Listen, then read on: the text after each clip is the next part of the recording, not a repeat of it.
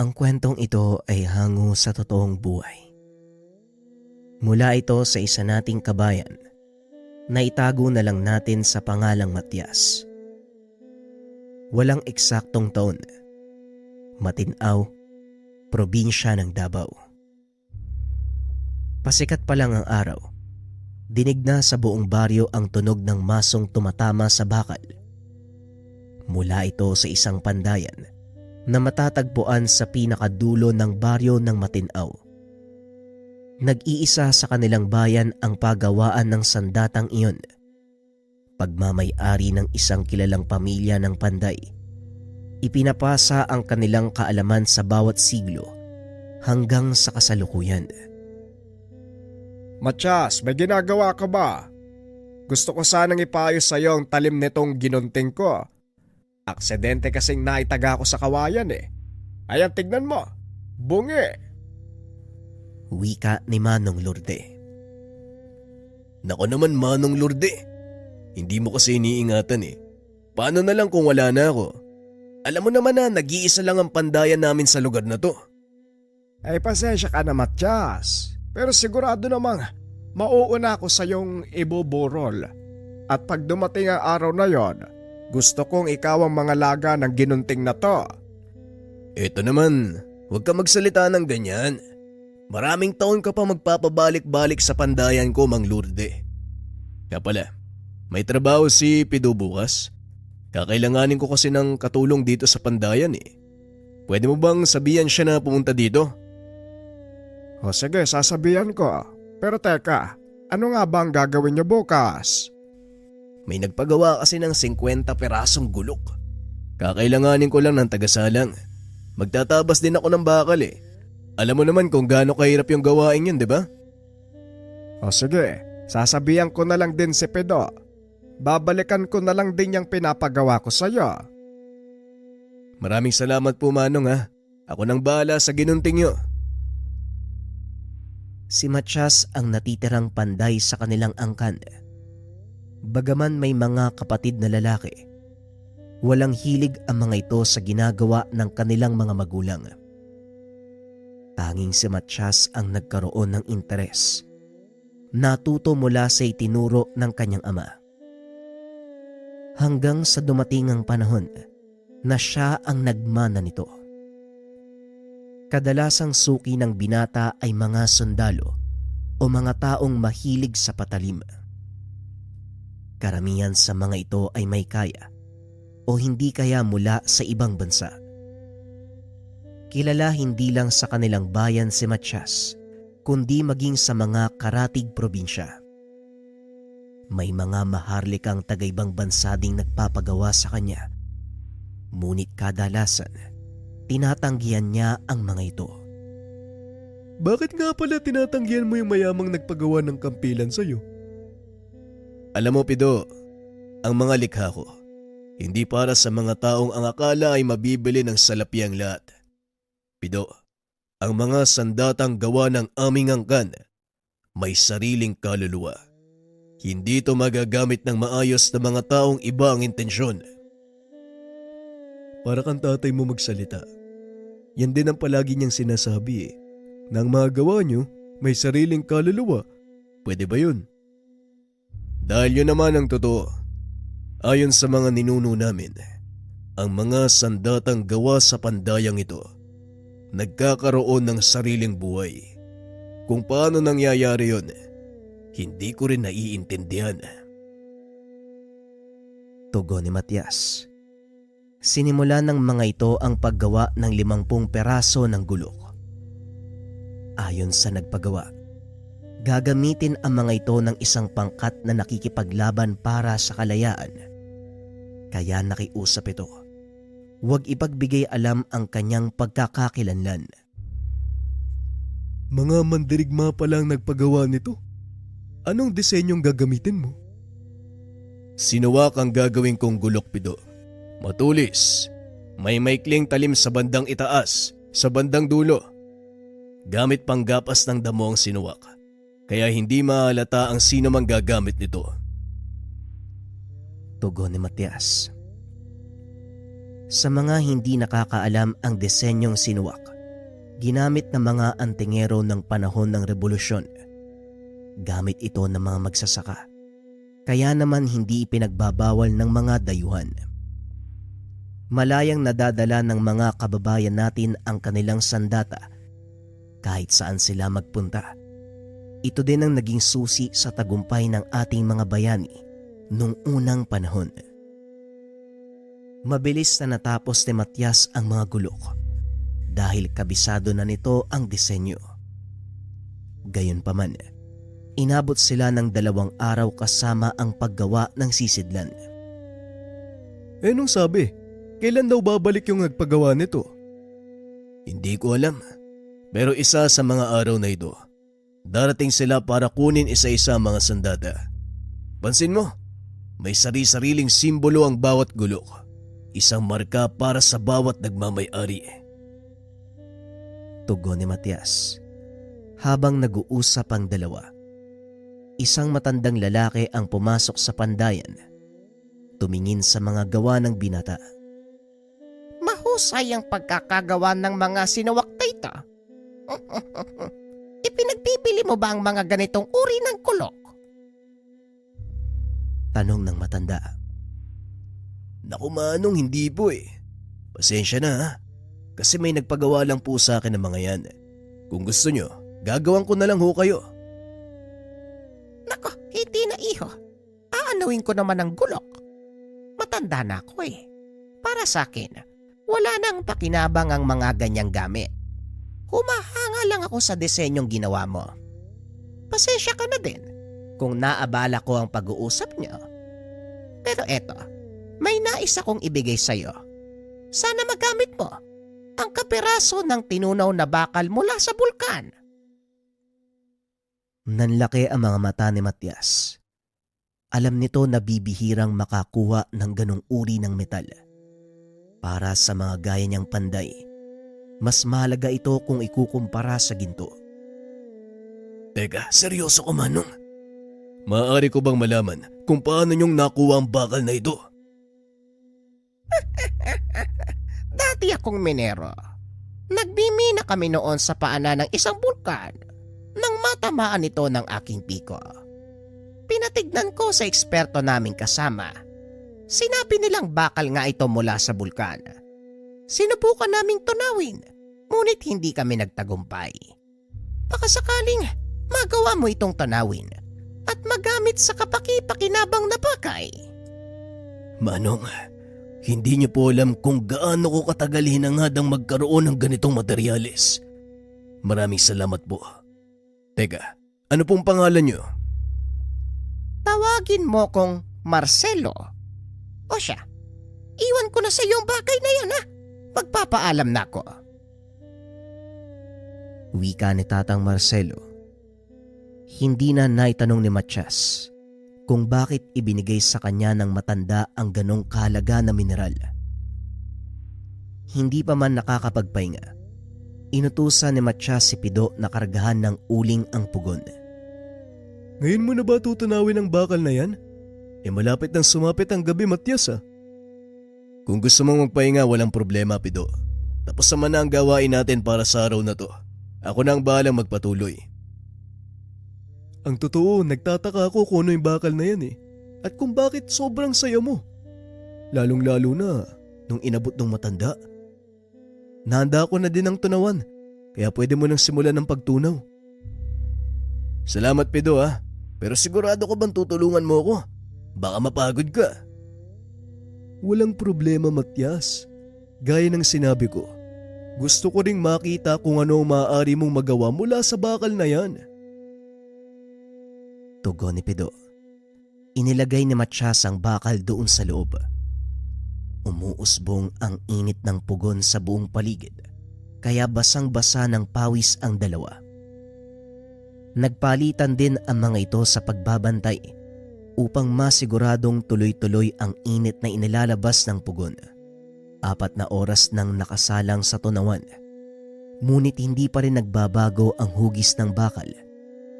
Hanggang sa inabot sila ng madaling araw, nanatili pa ring matigas ang materyal. Ano ba naman to? Mukhang walang pag-asang matunaw ang bakal na to ah. Kulang ang baga ng uling. Wika ni Matias. Dadagdagan na sana nito ang uling sa pugon, ngunit pinigilan siya ni Pido. Sandali lang, Matias. Tignan mo oh. Wika ni Pido habang nakaturo sa tunawan ng bakal. Nanlaki ang mga mata ng binata dahil nakita nitong unti-unting nagiging likido ang matigas na materyal.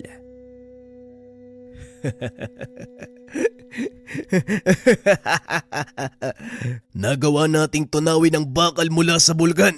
Magaling, Pido! Wika ni Matias. Mabilis nitong kinuha ang tunawan ng bakal. Ibinuhos ang laman nito sa isang hulmahan. Ay salamat. Natunaw din natin sa wakas. Pero naubos yata yung inimbak mong uling ah. Walang problema. Nagawa naman nating tunawin ang bagay na ito. O siya, magpahinga na muna tayo. At bukas natin pag-isipan na maaaring magawa mula sa bagay na yan. Tugon ni Matias. Umaga na nang makatulog ang binata. Nagising ito bandang tanghalian. Matapos kumain ay pumunta ito sa pandayan upang simulan ang pagpanday sa tinunaw na bakal mula sa bulkan. Sa pagkakataong iyon, mag-isa ang binatang gumagawa. Nagtataka ito, kahit anong gawing paghampas sa nagbabagang bakal, hindi ito nagbabago ng anyo. Habang nagtatrabaho, dumating ang dalawang kalalakian. May dalang sulat ang mga ito. Inabot sa binata. Napag-alaman na ang mga bisita, 2 sa 50 kataong nagpagawa ng gulok. Maraming salamat sa pagtitiwala. Eto mga gulok nyo. Maraming salamat, kaibigan. Malaking tulong ang sandata na to para may pagpatuloy ang aming pakikibaka. Walang anuman. Ginawa ko lang ang trabaho ko. At gaya ng pinangako ko sa nagpagawa nito, mananatiling lihim ang inyong pagkatao. Wika ni Matias. Matapos inihagis nito sa papel ang sulat na inabot ng mga kalalakian. Mamayang gabi magdadatingan ng iba naming kasama para kunin ang kanilang mga sandata. Sa muli salamat. Hindi na kami magtatagal. Wika ng lalaki. Matapos ay nagpaalam na ito. Habang naglalakad palayo, may kakaibang napansin ng binata kaya muli niyang tinawag ang mga ito. Sandali lang kaibigan. Maaari ko bang malaman ang pangalan mo? Huminto ang lalaki. Nagsulat sa lupa. Matapos ay nagpatuloy na sa paglalakad. Pinuntahan ni Matias at tinignan kung ano ang isinulat nito. Ikinagagala kitang makilala, Manuel. Mahinang wika ni Matias. Alam niyang hindi maaaring marinig ng kahit na sino ang tungkol sa pagkakakilanlan ng mga nagpagawa ng sandata. Kaya naman naunawaan nito kung bakit isinulat ni Manuel ang kanyang pangalan sa lupa. Binura ito ng binata at muling bumalik sa pagtatrabaho. Isinalang nito sa pugon ng bakal at nang magbaga na ay paulit-ulit na hinampas. Inabot ng hating gabi ang binata, ngunit wala pa ring pagbabago, kaya nagpa siya itong magpahinga. Nakaupo ang binata sa sulok habang pinagmamasdan ang bakal na nakadantay sa kanyang landasan. Anong uri kaya to ng materyal? Bakit ayaw mong sumunod sa hampas ng martilyo ko? Wika ni Matias. Lingid sa kalaman niya, may mga taong nakatayo sa pintuan ng pandayan. Mawalang galang na. Pasensya kung naistorbo ko yung pakikipag-usap mo sa anumang nandyan sa loob ng pandayan. Pero naparito kami para kunin ang pinagawang gulok. Nagulat si Matias at dali-daling tumayo. Kanina pa ba kayo dyan? Hindi naman. Sapat lang para marinig ang pakikipag-usap mo sa mga gamit. Edo, pinapaabot ni Supremo. Kasama ka sa 50 katao. Napakabata mo pa. Bakit mo napiling sumama sa pangkat? Wala ka na dun. Ibigay mo na lang sa akin kung anong pinagawa sa'yo. Kung sa bagay. Pasensya na kung marami akong tanong ha. Sandali lang. Hanapin ko ang sandata nyo. Pakibilisan. Kailangan naming maabutan si Manong Manuel. Eto, kunin niyo ang sandata. Salamat sa... Hindi na ituloy ni Matias ang sasabihin. Mabilis nang umalis ang dalawa. Ay nako, mga bata nga naman sa panahong ito. Masyadong mapusok. Padalos-dalos ng desisyon. Naku naman oh, hindi pa pala ako pwedeng matulog. Wika ng binata. Muli itong naupo sa sulok at hindi na malayang nakaidlip. Nagising ito nang marinig ang boses ni Pido. Matias, gumising ka! Matias! Hoy, gumising ka! May mga paparating na armadong kalalakihan. Hinahanap nila nag-iisang panday ng baryo. Wika ni Pido. Pupungas-pungas na tumayo si Matias at nagsalita. Baka naman may ipapagawa lang. Paano mo nalaman? Hindi ako sigurado kung yun nga ang pakay nila sa'yo. Pero isang bagay lang ang sigurado ako. Mapanganib sila. Kaya anuman ang mangyari, huwag kang gagawa ng bagay na ikakagalit ng mga yun. Wika ni Pido. Medyo may kaduwagan ang binatang ito. Ngunit lingid sa kalaman ng karamihan. May iba itong katauhan. Tanging si Matias lang ang nakakalam. Naku Pido, umiral na naman yung kaduwagan mo. Huwag kang mag-alala, ako nang bahala. Teka, anong oras na ba? Oras na para ayusin mo yung sarili mo. Dahil nandyan na yung mga sinasabi kong kalalakihan. Wika ni Pido. Sabay turo sa mga lalaking papasok sa bakuran. Magandang umaga sa inyo. Anong maitutulong ko? Tanong ni Matias sa panauhin. Ako si Commander Pitog. Pinuno ng pangkat mula sa kapuluan ng Borneo. Ikaw ang sinasabi nilang panday na gumagawa ng mga sandata dito. Tama ba? Wika ni Leo, alias Commander Pitong. Ipinapakita nito ang hawak na sandata. Nanlaki ang mga mata ni Matias dahil ang gulok na yon ay pagmamay-ari ni Manuel. Ako nga ang may gawa ng itak na yan. Pero hindi ko alam kung sino ang may-ari. Bakit niyo naman naitanong? Wika ni Matias. Pinili nito na magmaang-maangan para hindi malaman ng pangkat na nanggaling sa lugar ang kasapi ng mga revolusyonaryo. Kung ganon nanggaling na sila dito, sabihin mo sa amin kung saan sila nagpunta. Kung ayaw mong wasakin ko ang lugar na to. Napangiti si Matias sa sinabi ng lalaki. Naglakad ito papasok ng pandayan. Dinampot ang maliit na martilyong nakapatong sa mesa. Alam mo, wala pang taong nanghas na takutin ako sa sarili kong bakuran. Ikaw pa lang ang kauna-unahang gumawa nun. Hindi rin ikaw ang kauna-unahang tao na papatayin ko. Kung sakaling magkamali ka ng sagot, ngayon sabihin mo sa amin kung saan direksyon nagpunta ang mga taong nagpagawa nito sa'yo. Paano kung ayoko? At isa pa, hindi ko kilala ang mga taong sinasabi mo. Marami ang nagpupunta dito at nagpapagawa ng ganyang mga sandata. Kaya hindi ko alam kung sino sa kanila ang tinutukoy mo. Dahil sa mga sagot ni Matias, lalong tumindi ang galit ng lalaki.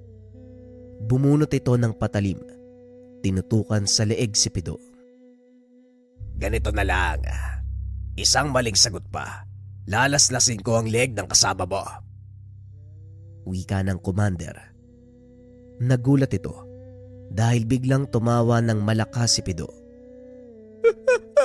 Sa palagay mo, matitinag si Matias sa mga taktika mo. Ibahin mo ang taong yan. Sinasabi ko sa'yo, pagsisisihan mo ang pagpunta dito. Tumahimik ka kung ayaw mong gilitan kita ng leg. O talaga? O sige nga. Napangiti si Matias sa ginawa ni Pido. Lingid sa kaalaman ng mga kalalakian na may tangang bertud ang binatang katawang ni Matias. Naupo ang binata habang pinagmamasdan si Pido, pati na rin ang mga kalalakian. Muling ibinaling ng lalaki ang atensyon sa kanya. Isang beses pa ako magtatanong at kapag hindi ko nagustuhan ang isasagot mo, pasensyahan tayo. Saan nagpunta ang mga kalalakiang nagpagawa sa'yo ng mga sandatang to? Alam mo, Tatang, ang kulit mo eh. Sinabi na ngang... Hindi na ituloy ni Pido ang sasabihin. Ginilit ng lalaki ang leg niya. Sinapo ni Pido ang leeg at napaluhod. Ngumiti ng nakakaloko ang lalaki habang nakatitig kay Matias na noon ay kalmado pa din. O ano, magmamatigas ka pa rin ba? Akala mo siguro, nakikipaglokohan ako sa'yo. Ngayon kung gusto mong manatiling buhay, sabihin mo kung nasaan ang kasama ng mga taong nagpagawa nito. Wika ng commander. Binunot ang barel at itinutok sa binata. Nakangiti lang si Matias. Nginuso nito si Pido na noon ay tawa ng tawa. Nanlaki ang mga mata ng lalaki dahil nang tignan niya ito. Walang natamong sugat ang binata. Nakalimutan kong sabihin sa inyo. Ang kasama ko ay may taglay na bertud ng bayawak. Nagsayang ka lang ng lakas nang laslasin mo ang leg niya. Wika ni Matias. Tumayo si Pido. Dinampot ang isa sa mga gawang gulok. Lumapit sa nooy nakatulalang lalaki. Alam mo, gustong gusto kong subukan ang gawa ni Matias eh. Pero wala akong pwedeng tagain. Ayaw niyang subukan ko ito sa mga puno ng saging sa labas. Dahil sayang nga naman eh. Pero mabuti na lang at dumating kayo. Dahil sa wakas, maaari ko nang subukan ang gawa ng kaibigan ko. Matias, maaari ko bang tadtarin ang taong ito gamit ang gawa mong gulok? Bahala ka. Basta ligpitin mo lang yung mga kalat pagkatapos mo. Tugon ni Matias. Hindi makagalaw sa kinakatayuan ng lalaki. Nanginginig ang tuhod nito habang patuloy na nakatutok ang baril sa binata.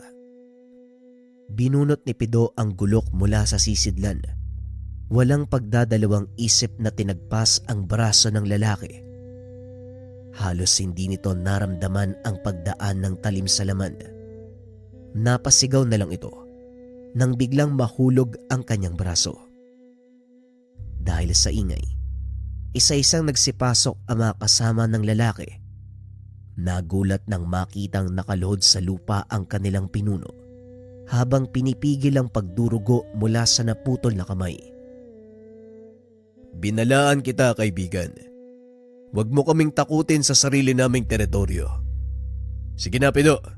Iligpit mo ang mga yan. Wika ni Matias. Dahil sa takot, isa-isang nagsipulasan ang mga kasama ng lalaki. Naiwan itong mag-isa. Ano kayang magandang gawin sa'yo? Ay nako, Pido. Huwag mo nang paglaruan ng isang yan. Kung papatayin mo, patayin mo na. Total wala namang pakinabang ang mga kagaya niya. Tugon ni Matias. Naglakad paikot si Pido sa nakaluhod na lalaki habang ipinapahid sa katawan nito ang dugo na mula sa talim ng gulok. Balita ko, talama kayo sa pagpapahirap sa mga baryong pinapasok nyo. Ano kaya sa tingin mo yung nararamdaman nila? Alam mo, gustong gusto ko maranasan yun eh. Ikaw ba? Gusto mo rin bang maramdaman ang takot na naramdaman nila? Wika ni Pido. Sabay hiwa sa likod ng lalaki. Napasigaw ito sa sakit. Nagmamakaawang itigil ni Pido ang ginagawa. Pakiusap? Pigilan mo tao to. Ayoko pang mamatay, pasensya na. Pangako, hindi na ako babalik dito. Wika ng commander habang nakatitig kay Matias. Kaso nga lang walang reaksyon ng binata. Hinawakan ni Pido ang buhok nito. Hinila patalikod. idinantay ang patalim sa leeg. Walang pagdadalawang isip na ginilit. Bumulwak ang napakasaganang dugo mula sa sugat. Kumalat ito sa buong paligid. Nangisay ang katawan ng lalaki hanggang sa tuluyang mamatay. Ito namang si Pido. Bakit dito mo ginilitan yung taong yan? Tignan mo tuloy yung nangyari. Nagkalat yung dugo sa sahig, oh. Hoy, linisin mo yan, ha? Wika ni Matias. Sabay tapik sa braso ni Pido. Bigla namang nagbago ang reaksyon sa mukha ng binata. Pasensya ka na, Manong, ha? Ako na pong bahala dyan. Magpahinga na po kayo. Paano yung mga kasama niya? Huwag mo nga lalahanin yung mga yun. Mga baguhan sila eh. Siguradong sa nangyari, hindi na babalik yun. Wika ni Pido. Habang hinihila ang katawan ng lalaki, hindi sinasadyang dumating ang lalaki. Ito ang nagpagawa sa kanila ng 50 gulok. Mahabaging langit. Anong nangyari sa taong yan? Mang Andres, ikaw pala. Maligayang pagbabalik, ha? Pasensya na, nakita mo pa yung gantong tanawin. Teka, kilala ko ang taong yan. Si Commander Leo. Siya ang pinuno ng mga tulisang mula sa pulo ng Borneo. Paano silang napunta dito? Tanong ni Mang Andres. Nagpunta sila dito at nagtanong tungkol sa mga kasama nyo. Ito namang si Pido, nag-init yung ulo. Pinaglaruan yung katawan. Kasalanan din kasi niya. Masyadong matapang kaya yan ang nangyari. Hindi mo alam kung gaano kalaking tinik ang natanggal sa dibdib ko. Isa si Leo sa mga kinakatakutan naming kalaban. Mabuti naman at kayo na mismo ang nakapatay sa kanya. Pag-uusap ng tatlo. Napansin ni Mang Andres ang bakal na nakapatong sa landasan ng binata. May bago ka na namang proyekto, pero mukhang hindi pa nasisimulan. Tanong ni Mang Andres. Dinampot nito ang bakal at inusisa. Nasimulan ko na ho, pero parang wala akong mararating eh. Hindi nga gumalaw nung hinataw ko eh. Inabot na ako ng madaling araw pero wala pa rin nangyayari. Tugon ni Matias. Pero nagawa mong tunawin. Alam mo bang ang bakal mula sa bulkan ay purong materyal? Sinasabing may sarili itong enerhiya. Mahirap pasunurin ng ganitong uri ng bakal. Kung papakinggan mo ang sinasabi ko, parang opinyon ng eksperto. Pero ang totoo, Matias, narinig ko lang din yan sa isang lalaki na nagngangalang Marcelo. Wika ni Mang Andres. Nagulat si Matias dahil kilala nito ang matandang nagbigay ng bakal. Paano mong nakilala si Mang Marcelo? Ha? Kilala mo din pala ang matandang yun. Dati siyang minero. Si Mang Marcelo ang nagpopondo ng mga bakal na ginagamit namin noon sa paggawa ng mga kagamitan sa pakikipaglaban. Nagulat na lang kami isang araw ay bigla siyang nawala. Minsan ko lang ding nakausap ang matandang yun nung iniwan niya sa akin ang bakal na yan. Hindi ako sigurado kung ano talaga ang dahilan ng matanda. Pero may kung ano lang po sa akin na nagtulak na panday nito. Ano naman ang bagay na yun? Hindi ko po mapaliwanag, Manong eh. Sabihin mo kung paano mong natunaw ang bakal na ito. Sa pamamagitan ng mahigit 10 sako ng uling at determinasyong maihulma at gawing mapapakinabangan. Sa palagay ko nasagot na ang katanungan mo. Kung ano ang kakalabasan ng kapirasong bakal na yan. Tandaan mo, Matias, bakal lang ang kinakalawang at hindi ang utak at damdamin. Mauna na ako. Dadalhin ko na pala ang mga natitirang gulok. Wika ni Mang Andres. Naging palaisipan kay Matias ang sinabi nito. Kaya naman buong araw nagmuni-muni ang binata. Matias, kape muna. Mukhang malalim ang iniisip mo ah. Huwag kang mag-alala, mahal ka noon. Ikaw talaga Pido, puro kakalokohan. Wala akong iniisip kundi ang tungkol sa bakal na yan. May sinabi sa akin si Mang Andres eh. Bakal lang ang kinakalawang, hindi ang utak at damdamin. Ano sa tingin mo ang ibig sabihin nun? Malalim nga.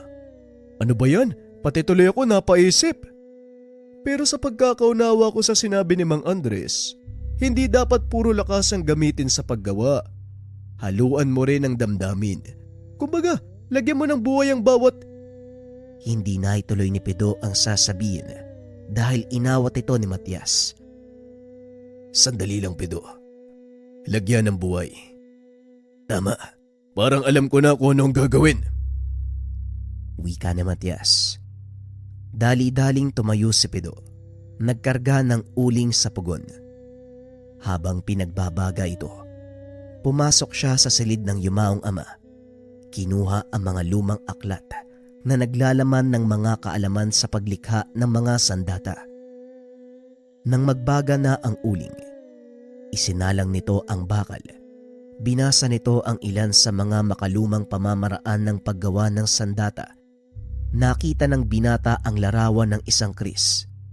At sa ilalim nito, nakasulat ang kasaysayan ng sandata, kung sino ang lumikha, dahilan kung bakit ito ginawa at kung para kanino.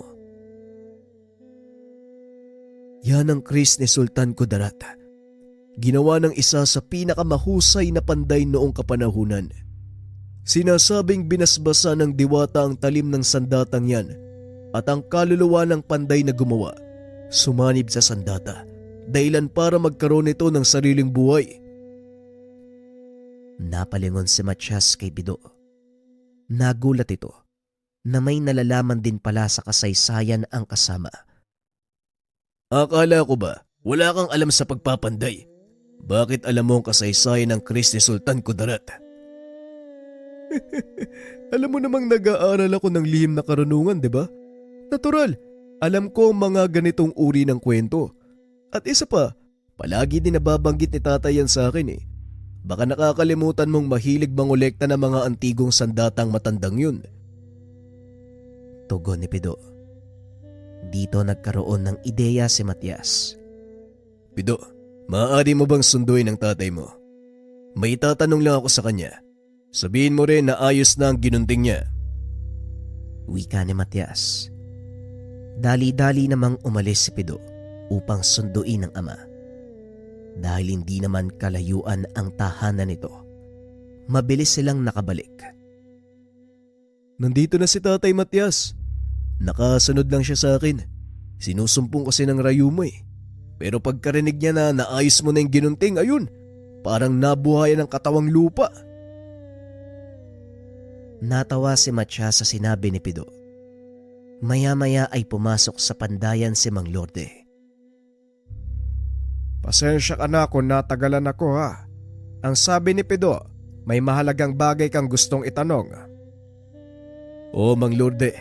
At sa palagay ko masasagot mo ito. Tungkol sa kris ni Sultan Kudarat. Naikwento na sa akin ni Pido ang ilang bahagi, pero ang gusto ko malaman kung paanong sumanib ang kaluluwa ng panday na gumawa sa mismong sandata. Ayun ba? Alamat lang din ang nalalaman ko. Pero baka sakaling makatulong.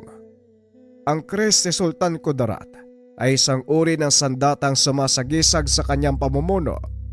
Gawa ito sa bakal na nagmula sa bulkan. Sinasabing inabot ng 5 taon bago ito tuluyang nabuo. Hindi nakakapagtaka dahil ilang araw ko na ring sinusubukan pormahin ang bakal na yan pero walang nangyayari. Sinasabi mo ba na ang bakal na yan ay mula sa bulkan? Saan yan ang galing, Matias? Ibinigay ng matandang nagngangalang Marcelo. Hindi ko rin alam ang dahilan pero matagal ko nang hinahangad na gumawa ng sandata na mula sa ganitong uri ng material. Ganun ba? Makinig ka, Matias. Ang bakal na nagmula sa bulkan ay isang uri ng mutya. Kilala ito sa tawag na hiyas ng bulkan. isang matigas na bakal na namuo sa mahabang panahon dahil sa sobrang init at bilang paglamig, sinasabing walang sino man ang makakapagporma nito sa isang sandata maliban na lang sa panday ni Sultan Kudarat kung saan nagmula ang iyong mga ninuno. Wala pong nabanggit sa akin sina lolo, pati na rin si tatay tungkol dyan. Pero sige Manong, makikinig ako. Ang iyong mga ninuno, kilala noon pa man bilang mahusay na panday.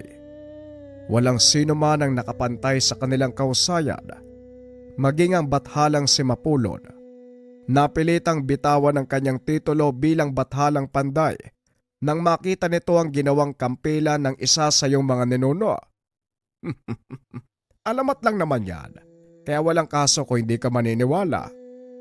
Alam ko po Manong, huwag yun na kasi kung binibitin. Ituloy nyo lang yung kwento. Eto na, itutuloy ko na. Pero masarap ang usapan kung may mainit na kape o salabat sa lamesa.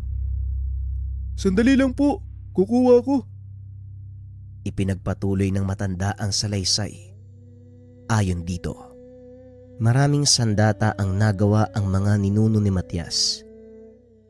Sa bawat henerasyon ng mga ito, isang panday ang nag-aalay ng buhay para sa isang sandata.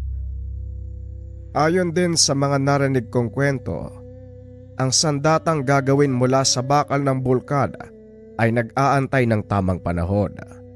Nabubuo lang ang isang sandata mula dito kapag inadya na ng tadhana. Wika ni Mang Lourdes. Kaya pala kahit anong gawin ko, hindi nagbabago ang forma ng bakal na yan. Oo, nagawa ko siyang tunawin eh. Pero hanggang doon lang yun. Siguro nga totoo ang alamat Manong. Aantayin ko na lang na dumating ang pagkakataong iyon. Tugon ni Matias.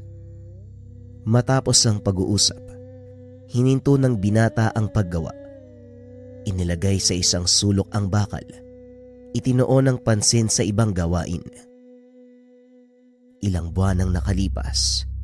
Wala namang kakaibang nangyari. Nagpatuloy si Matias sa pang-araw-araw na buhay. Hanggang isang hapon, nagulat ito nang may biglang kumalabog sa labas ng pandayan. Pinunta nito ng binata para silipin. Nanlaki ang mga mata ni Matias nang makita ang isang sugatang binata. Tulungan mo ako. Pakiusap. Tulungan. Hindi na naituloy ng binata ang sasabihin dahil nawalan ito ng malay. Dali-dali itong binuhat ni Matias at dinala sa loob ng tahanan upang gamutin. Napagtanto nito na masyadong malalim ang sugat, kaya nagpatawag ito ng tulong mula sa baryo. Matapos gamutin ang sugat, hinayaan ni Matias na makapagpahinga ang binata. Ano sa tingin mo nangyari sa isang yan? Bakit tadtad ng sugat ang katawan? Wika ni Pedro. Ayon sa manggagamot, itak ang ginamit sa kanya. Matalas na sandata. Maswerte na lang daw at nakaligtas siya sa nangyaring pag-atake. Ngayon ang kailangan na lang nating gawin ay antayin siyang magising. Tugon ni Matias. Inabot ng halos isang linggo, ngunit hindi pa rin nagkakamalay ang binata. Gumaling na din ang karamihan sa mga sugat nito, kaya muli nilang pinatignan sa manggagamot. Ayon sa pagsusuri, may malakas na lason na kumalat sa katawan ng binata at kailangan itong malunasan. Dahil kung hindi ay tuluyan siyang mamamatay. Mabuti na lang, may nalalaman sa lason ang manggagamot. Nagawa nitong tanggalin ang lason sa dugo ng binata. Ilang araw ang nakalipas matapos gamutin ay nagising ito. Nasaan ako? Anong lugar to? Tanong ng binata. Nang mga sandaling iyon si Pido ang nasa gilid at nagbabantay. Nandito ka sa bahay ni Matias. O teka, sandali lang, huwag ka munang tumayo. Tatawagin ko lang muna siya. Wika ni Pido. Dali-dali itong tumakbo at ilang minuto lang ay dumating na si Matias. Ay maraming salamat at nagising ka na. O ano, kumusta? Anong nararamdaman mo? Hindi mo na dapat itanong yan. Alam mong sugatan ako at nangihina, di ba? Hoy, Ulubong. Wala ka sa lugar para mag-angas dito. Pasalamat ka nga, tinulungan pa kita. Hindi mo na sana ako tinulungan. Kung yan lang din ang sasabihin mo. Biglang nahinto sa pagsasalita ang binata nang maramdaman ang patalim sa kanyang leeg. Sumagot ka ng maayos kapag kinakausap ka. Ikaw na nga tong tinulungan. Ang lakas pa ng loob mong mag-asta ng ganyan. Pido, ibaba mo yan, Pido. Hindi dapat ganyan ang pagtrato sa ating panauhin. Hindi ko alam kung anong nangyari sa'yo. Nakita kitang nakandusay sa labas ng pandayan, kaya kita tinulungan. Pasensya na. Masyadong maraming nangyari. Naubos ang mga kasamahan ko. Pati si Manong Manuel, pinatay nila.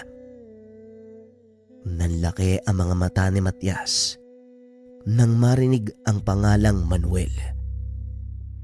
Kaano-ano mong taong yun? Nakakatandang kapatid. Pinatay nila si Manong Manuel, kaya tinugis namin ang mga taong responsable. Sa kasamaang palad kami ang napuruan. Naubos sa mga kasama ko. Mag-isa ako nakaligtas. Ikinalulungkot ko ang nangyari sa kapatid mo. Maaari ko bang malaman ko anong pangalan mo, kaibigan? Ang pangalan ko ay Diego. Pasensya na sa abala pero kailangan kong umalis para malaman ng iba kong kasama ang nangyari. Ipagpaumanhin mo rin, kaibigan. Pero hindi kita pwedeng payagang umalis. Nasa panganib ang buhay mo at siguradong marami ang humahabol sa'yo. Dumito ka muna at magpagaling at pag-isipan ang susunod mong akbang. Pag-uusap ng mga ito. Dahil natakot kay Pido, hindi lumabas ng silid si Diego. Pumayag siyang manatili sa lugar. Dahil napagtantong mapanganib sa oras na matunton siya ng mga kalaban. Isang hapon, habang abala sa paggawa ang dalawa ay nag-ikot sa paligid si Diego. Nakarating ito sa pandayan at pinanood sina Pido at Matias. Naaliw ang binata sa ginagawa ng dalawa, kaya naisipan nitong pumasok at maupo sa sulok. Mabuti naman at naisipan mong lumabas, ano? Ayos yan, para kahit papano mabanat yung mga buto mo. Nakakabagot din pala sa loob ng kwarto kaya lumabas ako. Naganap ng gagawin. Kaso, punong-puno ng tubig yung mga tapayan mo at marami ka ring kahoy na sinibak. Kaya naman naisip ko magwalis na lang ng bakuran kaso lang, wala ka namang walis. Hindi usong walis dito. Kusang nabubulok ang mga dahon. At isa pa, wawalisin mo yan. Mamaya magbabagsakan na naman. Kaya hayaan mo lang. Kung gusto mo, halika. Tuturuan kita magpanday. Hindi na. Di bale na lang. Pido, pwede mo bang kunin ang mga sako ng uling sa kabilang kubo? Mukhang kukulangin yata tayo eh. Tumayo si Diego at nagpresenta. Ako na ang kukuha. Alam ko kung saan yun nakalagay. Nadaanan ko kanina. Wika ng binata. Napangiti si Pido. Takot yata sa akin yun, Matias ah. Parang ilag na ilag siya pag nandito ko. Tutukan mo ba naman ng patalim sa leg eh? Sinong hindi matatakot? Ikaw talaga, Pido oh. Bilisan mo na nga dyan. Marami pa tayong gagawin. Maya-maya ay bumalik si Diego bitbit ang sako ng uling. Nakailang balik din ito dahil medyo malaki ang mga sakong iyon. Idagdag mo pang siksik dahil gawa sa baon ng nyog ang mga uling. Hindi nagsasalita si Diego, ngunit patuloy na pinapanood ang ginagawa ng dalawa. Araw-araw itong nasa pandayan. Pinagmamasdan si Matias habang nagtatrabaho. Minsan nauhuli ni Pido na umiiyak ito. Nauunawaan naman nila ang kalagayan ng binata, kaya hinahayaan na lamang nila. Hanggang isang araw umalis si Pido para maghatid ng mga ipinagawang itak. Walang katawang si Matias. Nakita ni Diego na nahihirapan ito sa pagpanday nang walang nakahawak sa bakal na pinupukpok. Ako na po ang hahawak, Manong. Wika ni Diego.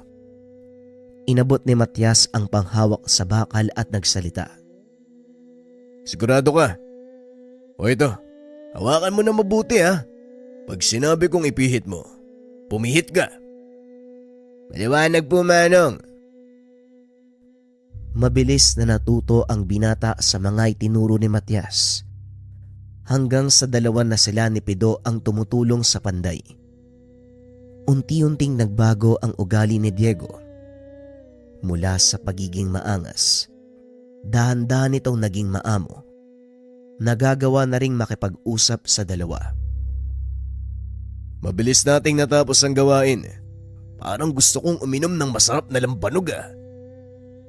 Wika ni Matias. Siyempre ako din. Sandali bibili ako sa kabisera. Yan yung mga gusto ko eh. Wika ni Pido. Kinuha naman ni Matias ang pagkakataong iyon para kausapin ng masinsinan si Diego. Nasorpresa ang binata dahil lubusan ng nagbago ang ugali nito. Walang pagdadalawang isip na isinalaysay ang lahat. Ayon kay Diego, sumali sila ni Manuel sa revolusyon upang ipagigante ang kamatayan ng kanilang mga magulang sa kamay ng mga mapang-aping pinuno ng bayan. Ngunit sa kasamaang palad, hindi nagtagumpay ang kanilang balak at namatay si Manuel. Minsan ko nang nakita at nakausap ang kapatid mo. Masasabi kong mabuti siyang tao. Kung natatandaan mo, nanggaling din ako sa lugar na ito eh. Hindi maganda yung naging asal ko, kaya pasensya na ho kayo. Wika ni Diego habang nagkakamot ng ulo. Alam ko, nakilala kaagad kita simula pa lang dahil dyan sa gulok na ginawa ko. Wala kang dapat alalahanin dahil napatay na ni Pido ang taong pumaslang sa kanya. Wika ni Matias. Nagulat si Diego dahil hindi nito akalaing magagawang pumatay ni Pido. Si Pido? Paano niyang nagawa yun? Kung titignan si Pido parang hindi siya makakilos ng maayos eh. Huwag mong malitin si Pido, Diego. Naramdaman mo naman 'di ba nung tinutukan ka niya ng patalim sa leg? Sa mga susunod na araw, makikilala mo siya ng gusto. Tugon ni Diego. Maya-maya ay dumating si Pido. May bit-bit na 2 galon ng lambanog. O bagong hango pa yan kaya mainit-init pa. Matamis din yan. Dahan-dahan ha. Dahan-dahan lang kayo lalo ka na Diego. Baka manibago ka. Ang totoo niyan, hindi po ako umiinom eh. Pero bilang pasasalamat ko sa tulong niyo, sasamahan ko po kayong dalawa. Nga pala Manong Pido, salamat sa pagbibigay hustisya kay Manong Manuel. Ang sinasabi mo? Nabagok ba yung ulo mo? Kung naalala mo Pido yung ginilitan mo ng leeg, yun ang taong pumatay kay Manuel. Nakakatandang kapatid ni Diego. Naalala ko na, Isus. Wala yun. Pasaway din kasi, kaya yun. Pinagpahinga ko ng tuluyan. Yung mga ganun tao kasi pampasikip lang sa mundo eh. Kaya nga ho, nagpapasalamat ho ako ng lubusan. Dahil alam kong kahit papano, matatahimik na ang kaluluwa ng kapatid ko. Tara na ho, simulan na natin ang inuman. Tugon ni Diego. Nang mga sandaling iyon, tuluyang lumantad ang totoong ugali ng binata. Masayahin at palatawa, bagay na pinanghihinayangan ni Matias. Alam mo Diego, sa totoo lang nanghihinayang ako sa iyo eh. Sa murang edad, sinayang mo ang buhay mo sa paghanap ng katarungan. Na sana ginagamit mo ito para mas mapabuti ang kinabukasan mo. Wala na ho akong magagawa Manong eh. Napasok na ako sa magulong mundo ng paikibaka. Wala na hong atrasan yan eh. Matanong nga kita, Diego. Ano bang pangarap mo? Napangiti si Diego sa tanong ni Matias. Pangarap? Sa totoo lang, Manong, isa lang ang gusto kong marating eh. Kapayapaan. At sa oras na mangyari yun, gusto kong magkaroon ng sariling lupain. Magpapatayo ako ng maliliit na bahay.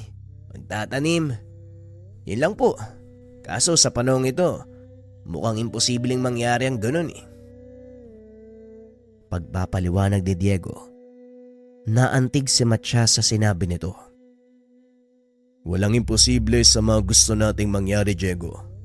Kailangan lang nating kumilos para maisakatuparan nito. Huwag kang mag-alala. Matatapos din ang lahat ng gulo at magkakaroon ng kapayapaan. Tugon ni Matias. Nagpatuloy ang inuman hanggang sa makatulog sa sobrang kalasingan. Kinabukasan maaga pang nagising si Matias dahil hindi nito nagawang linisin ang kanyang pandayan. Habang nagwawalis ng alikabok, napansin nito ang bakal na isinuksok sa isang tabi. Oo nga pala, matagal na panahon na kitang hindi nagagalaw ah. Wika ng binata sa sarili. Hinawakan nito ang bakal. Muling bumalik sa isip niya ang sinabi ni Diego. Mukhang alam ko nang itatawag sa'yo. Kapayapaan. Muling wika ni Matias. Kinargahan ng uling ang pugon. Sinimulan ang pagpapabaga ng bakal. Samantalang si Pido naman, nagulat sa kinahigaan nang marinig ang tunog ng pinupukpok na bakal. Pambihira naman talaga tong si Matias. Linggong-linggo nagtatrabaho. Mapuntahan na nga lang. Naglakad si Pido papunta sa pandayan. Nakita si Matias na pawis. May kung anong hinahataw ng paulit-ulit sa landasan. Pambihira ka naman talaga, Matias. Linggong-linggo ah. Teka, hindi ba yan yung bakal mula sa bulkan? Oo, Pido. Tignan mo. Nagawa ko siyang pormahin. Tugon ni Matias habang ipinapakita ang ginawang sandata. Isang Chris? Parang sandata ni Sultan Kudarat ang pinagkunan mo ng konsepto ah. Hindi, Pido. May sariling anyo ang sandatang ito at tatawagin ko siyang Kapayapaan! Nagulat ang dalawa dahil biglang nagsalita si Diego. Oh, kanina ka pa ba dyan? Narinig mo ba lahat ng sinabi ko? Hindi, Manong. Napaginipan ko ang tagpong ito noon pa man. Kaso lang sa panaginip ko, hindi malinaw ang mga mukha nyo. Pero ngayon, nauunawaan ko na ang lahat.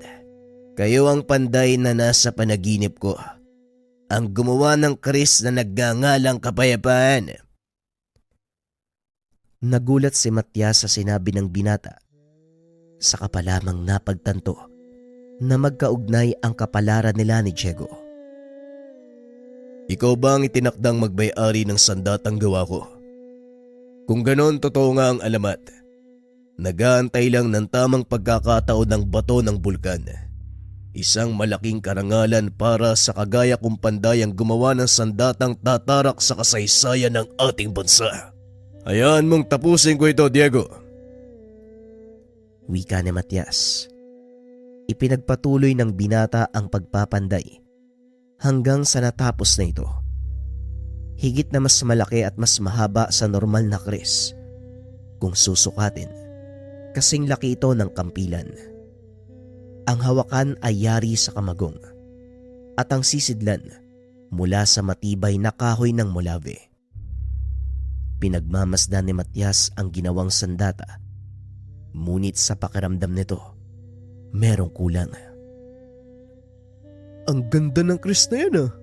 Pero teka, bakit parang hindi ka masaya, Matias? Hindi naman sa ganun, Pido.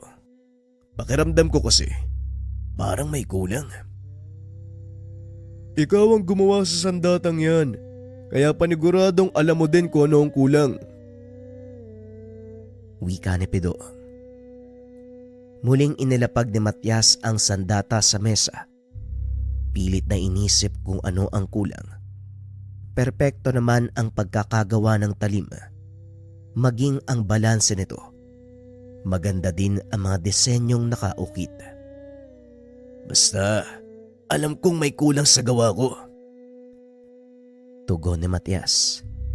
Nagpa siya itong wag na munang ibigay kay Diego ang sandata dahil hindi pa nito alam kung ano ang kulang. Ngunit ng mga sumunod na araw, isang pulutong ng mga tulisan ang sumugod sa kanilang lugar.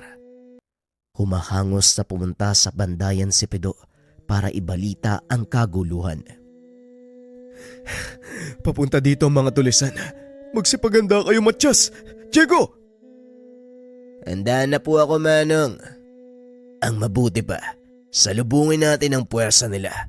Nang sa ganon, hindi sila makapasok sa... Hindi na ituloy ni Diego ang sasabihin. Dahil nakita nitong bumagsak si Matias. Isang palaso ang nakatarak sa likod niya. Nandito na sila. Pido, siguraduhin mong hindi sila makakapasok sa pandayan. Malinaw, Matias. Magtago kayo. Ako nang bahala dito. Tugon ni Pido. Sinalubong nito ang susugod na kalaban. Nagulat si Diego dahil hindi tinatabla ng taga o kahit anong sandata ang balat nito. Ano? Naniniwala ka na, bata? Hindi ordinaryong tao si Pido. Dahil pinanganak siya na may taglay na bertud mula sa mga bayawak. Wika ni Matias. Sa bawat katagang binibitawan nito, bumubulwak ang dugo sa kanyang bibig. Huwag ka munang magsalita, Manong. Kailangan mong tipirin ang lakas mo. Magtiwala kayo sa akin. Hindi ko hahayaan na may makapasok sa pandayan na to. Kami ho ang bahala ni Pido. Tugon ni Diego. Akmang tatayo na sana ito nang biglang hawakan ni Matias ang kanyang kamay. Sandali lang, Diego. Hindi ba pangarap mo ang kapayapaan? Oo, pakiusap, wag na po kayo magsalita. Para makamit mo yon, kailangan mo ng kalayaan. Wika ni Matias. Sabay abot kay Diego ng ginawang sandata. Manong, bakit mo binibigay sa akin to? Para sa iyo ang sandatang yan, Diego. Ngayon alam ko na kung ano ang kulang. Pakiusap, tapusin mo ang buhay ko gamit ang sandatang yan. Binyagan mo ito ng dugo ng taong lumikha sa kanya. Ano? Anong sinasabi nyo? Hindi ko ho magagawa yan. Kailangan mo itong gawin, Diego. Ito lang ang paraan. Pakiusap, ibigay mo sa akin ang kahilingan ko. Ituring mo itong kabayaran sa paglikha ko sa sandata. Hindi, Manong. Ayoko, Manong. Binunot ni Matias ang sandata. Inabot kay Diego ang hawakan habang nakatutok sa kanya ang talim. Gawin mo, Diego. Sa ngalan ng kasarinlan, inaalay ko ang aking buhay para makamit ng bansang ito ang kalayaan. Wika ni Matias. Ipinikit ni Diego ang mga mata. Bigla ang itinarak ang dulo ng sandata sa dibdib ni Matias. Nang imulat ng binata ang mga mata, nakita niyang nakangiti si Matias. Humagulgol ng iyakang binata dahil hindi nito lubos maisip na isasakripisyo ni Matias ang sariling buhay para lang magkaroon sila ng pagkakataong makalaya sa kamay ng mapag-aping mananakop. Nang bunutin ni Diego ang sandata, naramdaman nito ang kakaibang presensya sa kanyang katawan na tila ba hawak ng isa pang nilalang ang kanyang mga kamay. Nararamdaman kita, Manong Matias. Salamat sa sakripisyo mo.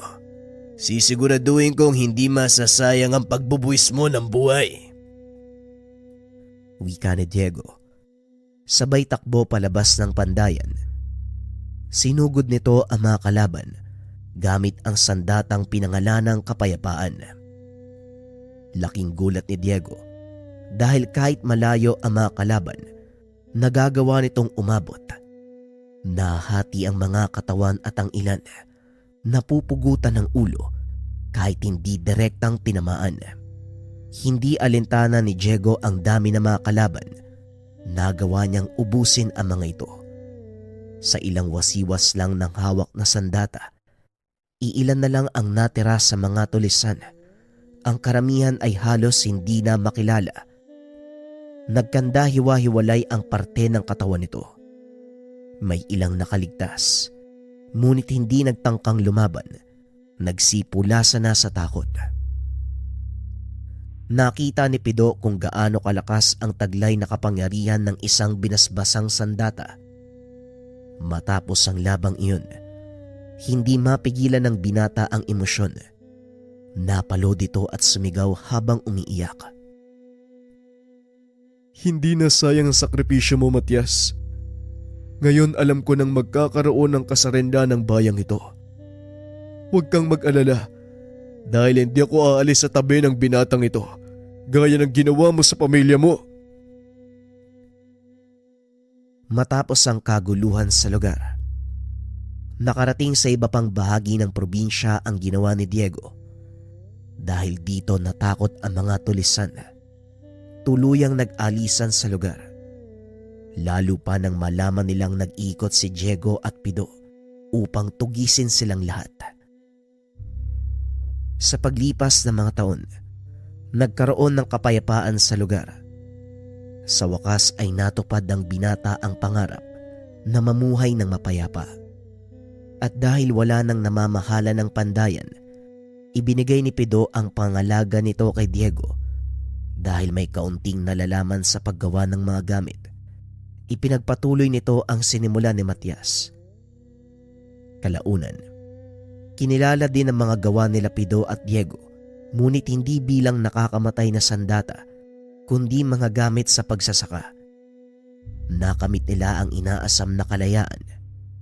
Masaya si Diego dahil siya ang naging daan para mangyari ang lahat ng ito. Taon-taon na inaalala nila ang sakripisyo ni Matias. Para sa kanila, ang bawat gamit sa pandayang iyon may bahagi ng kaluluwa nito. Mabuti naman at pinili mo ang ganitong larangan, Diego. Nakakapagod nga lang magpukpok ng bakal, pero sa bandang huli nakakatuwa dahil masaya ang mga taong nagpagawa sa'yo. Hindi ko na ho iniisip ang pagod, Manong. Mas mahalaga sa akin ang ligayang nakikita ko sa mga tao. Doon pa lang kontento na ako eh. Pag-uusap ng dalawa. Sa kasalukuyan, patuloy pa rin gumagawa ng mga kasangkapan ng pandayan ni Matias. Ngunit hindi na ito kagaya ng dati. Sa paglipas ng mga taon at pagbabago ng bawat henerasyon, unti-unti nang nababaon sa limot ang mga alaala at kasaysayan ng lugar na iyon. Ngunit para sa pamilya nila Diego at Pido, patuloy na nabubuhay ang alamat. Pati na rin ang kwento ng taong kinilala, si Matias, ang huling panday.